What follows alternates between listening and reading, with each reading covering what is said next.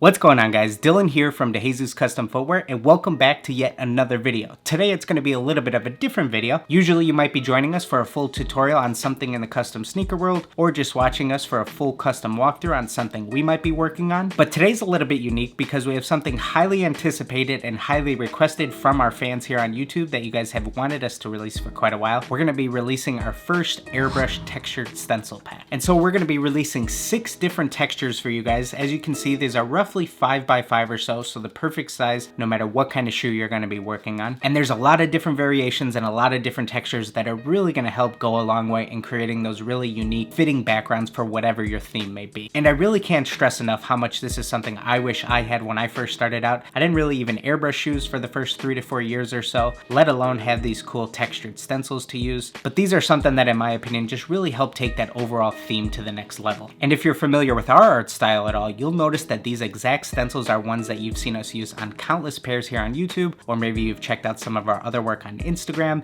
And since we're doing all these tutorials constantly, a lot of people are just asking how did they get their hands on these, how can they start using some of them. So we really wanted to create this video and drop this textured stencil pack so you guys could go ahead and start creating some of your own stuff. And so the way that I go about using stencils like this is I first have my overall theme in mind that I'm going to be doing on my specific pair. For example, the theme in today's pair is going to be a Dragon Ball Z Broly themed pair, and we're going to be trying to achieve a fight scene look between Gogeta and Broly. And so the specific scene that we're trying to achieve today is a battle scene where they're fighting in front of a volcano. And so then you just start to think about, well, what are some of the textures that you would be seeing in a battle scene in front of a volcano? Well, obviously you'd have a lot of magma and whatnot from the lava. You'd have all the different rocky textures from within the volcano. You'd have a lot of that crackled look within all of the ground, showing that breaking and rupturing. And then there's just all these other different types of textures and patterns that you might start thinking about in your head. And so now if you're able to give your background some texture and some real life to it, all of a sudden the overall theme is just completely elevated. And so before we can move forward, I think it's time that we take a step back and look at some of my previous artwork so I can show you guys some of my older themes and how they could be completely elevated and taken to that next level up to a much higher standard if we were able to use some of the textured stencils that we have in today's video. So first off, we have this Freddy Krueger Air Jordan 1 Low. We have the classic Freddy Krueger sweater stripes featured throughout, and then with the rest of the shoe, I was kind of somewhat trying to emulate Freddy's skin. So I kind of wanted to go with that ripped skin look and show some blood and whatnot with the red. And I remember trying to do this effect with a really old paintbrush. The bristles were already messed up at the end, and overall this just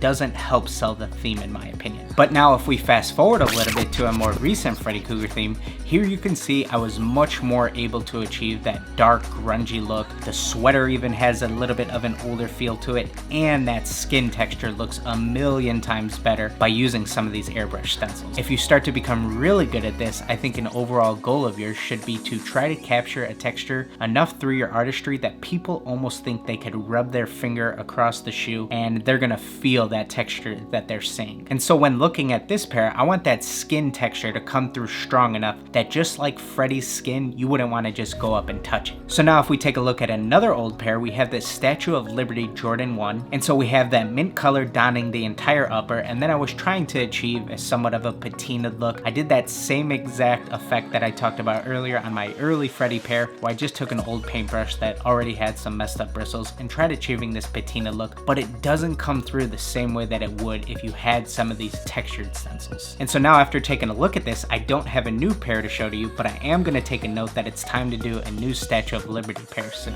And so the last old pair that we're going to be looking at is something that we also talked about in another recent Joker video that we did. Here is my first variation I did of a Joker themed custom on a Jordan 1. And so we have a couple panels here that are completely purple along with a few portraits of the Joker himself, but in my opinion there's just a huge missed opportunity here of trying to emulate some texture from the Joker himself, whether that be through trying to capture his shirt or trying to capture that grungy look of his makeup all messed up. Obviously when we look at the pair that I did more recently on a pair of cleats, I really went to capture some of that Joker just kind of grungy, overall later in the Dark Knight movie kind of beat up and worn out type look. And so now if we take a look at some of my favorite recent pairs that we've done, we have this Thanos themed cleat. We started things off with this super vivid purple donning the entire upper.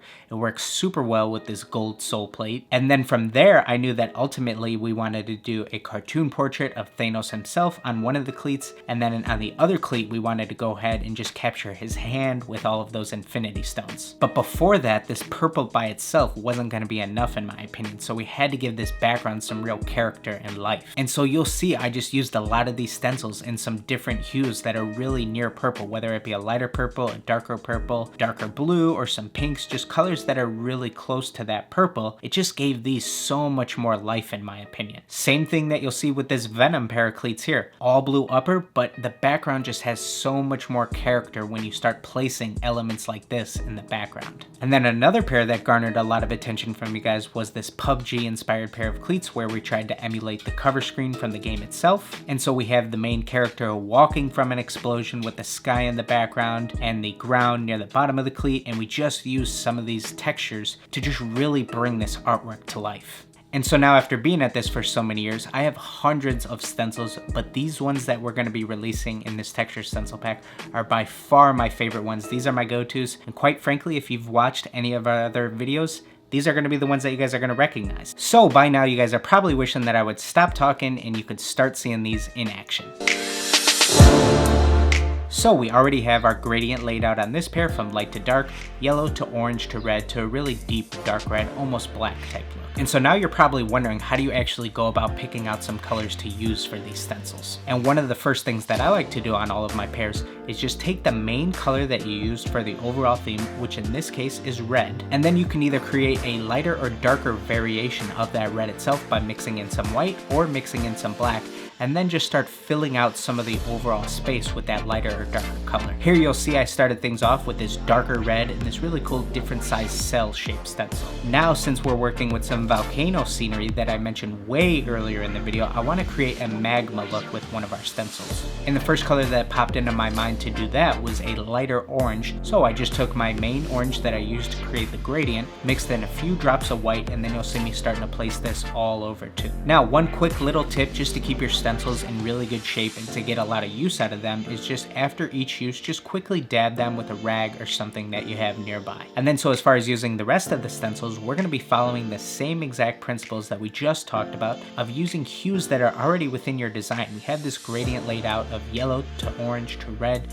to a deep dark red, and then we're just going to take some of those colors, add in some slightly different hues, whether it be lighter or darker, and then just have some fun placing different types of stencils all throughout your design. And so this is where things start to get really fun because you just get to really play with these stencils. You can use higher contrast colors or lower contrast colors if you don't want your background to be as prevalent, or you can go super big and bold, super strong contrast, really get in there with your blacks and whatnot to just create a really strong and bold background if that's what you're going for. But if you want it to be a little more subtle, you could go with just a slightly different shade of red or orange, whatever you may be working with, to just really create that texture that requires a second look when people are looking at your designs that you don't notice at first, but all of a sudden when you start taking a second look, you start to see that there's a lot of these other elements kind of hidden in the background.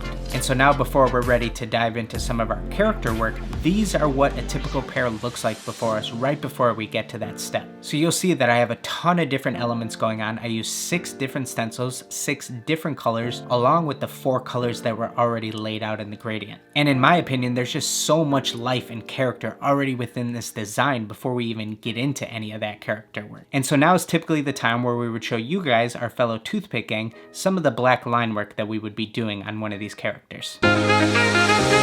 But we don't want to make you guys sit through that today. Wait, really? You guys do? You guys want to see that? All right, yeah. I'll tell Jason, go ahead and post that on the screen for him. What's that? What do you want me to tell him? You want me to tell him to throw a filter on it and some black bars and make it have that kind of cool cinematic look? All right. Jason, go ahead and do that for him.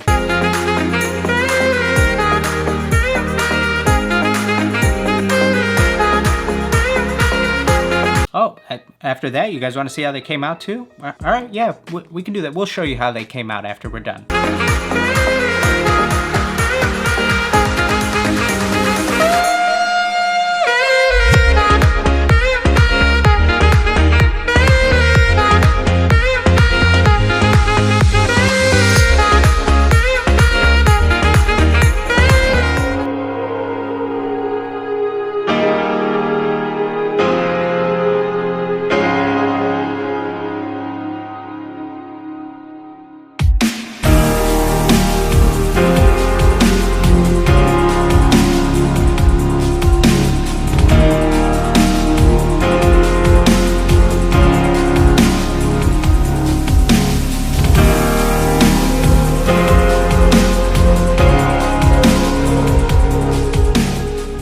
guys, we hope you had some fun with today's video. I know it was a long one, but we really are excited to release this textured stencil pack to you guys. It's something that has been highly requested by you guys for a long time, so we're just really excited to get it out there, start to see the feedback from you guys, and ultimately see a lot of the stuff that you guys are able to create with this. And so something that's really interesting to me, guys, as far as releasing a textured stencil pack like this, is when we first started out this YouTube thing, quite frankly, a lot of people around me asked, you know, aren't you afraid that you're creating competition for yourself by putting out tutorials like this? And so ultimately, yeah, this is gonna hopefully inspire other artists out there to get out there and just create. But that's exactly what we want within these videos, for people to be able to follow along and do some of the cool, unique designs that we're able to do here on YouTube. And we want to be able to teach this community, because I think for so long, so many of the secrets within sneaker customizing were just held super tightly near and dear to a lot of the top artists' heart. And it took a while for this to become a popular thing on YouTube, with some of the pioneers who just killed it years before we got on here. Sophie, Serrato, Angelus's page, just teaching people how to do some of this stuff. And ultimately, this is just going to be a challenge for me, and I know that I constantly have to be sharpening my sword per se, because there's always going to be new artists bursting onto the scene and creating a name for themselves. I know that I can't take it easy, and I constantly have to be trying to better up myself also. And so that's kind of my response to when people ask, how do you feel about creating competition or something like that? Ultimately, I think it's only going to be good for me to work that much harder. So if you are interested, first link in the description, go ahead, get your texture stencil pack, and we really can't wait to see what you guys get out there and just create. Alright, there you have it, guys. Go ahead, smash that like button for us, hit that subscribe button, turn on that bell, do all those other things that us YouTubers harass you to do at the end of every single video. Follow us on all of our social medias, and we will see you guys in that next video.